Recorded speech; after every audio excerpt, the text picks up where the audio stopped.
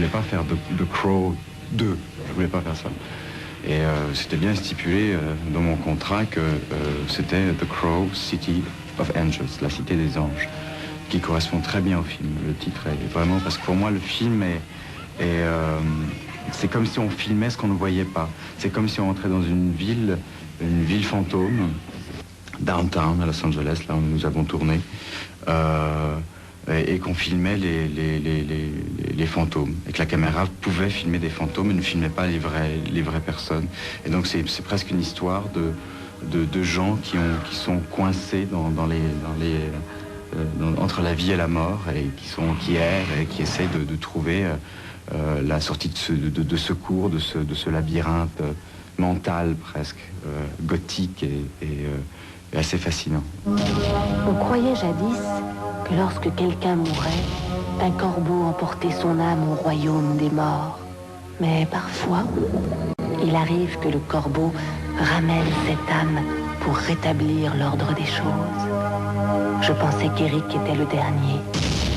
Je n'aurais jamais imaginé qu'il y en aurait un autre. La chose la plus compliquée à jouer, quand même, c'est de se dire, je suis là, mais je suis mort.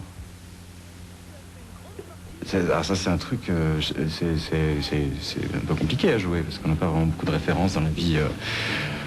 Donc on est obligé de rentrer dans des choses un peu plus abstraites. Et donc du coup, je trouvais que le doute était intéressant. Et finalement, en fait, le film pourrait être juste le glissement dans la mort. Le film, en fait, pourrait se passer dans l'espace de 2 secondes ou 3 secondes dans la tête de Ash au moment où il se fait tuer.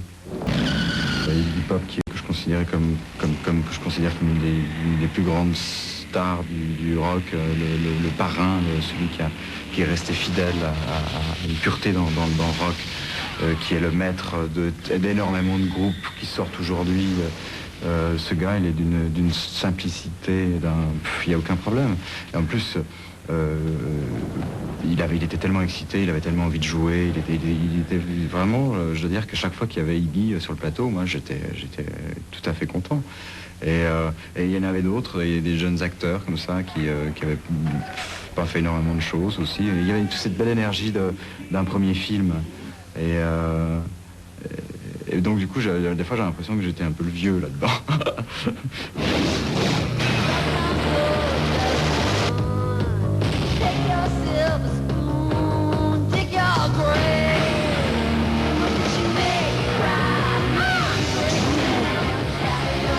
Croyez en son pouvoir.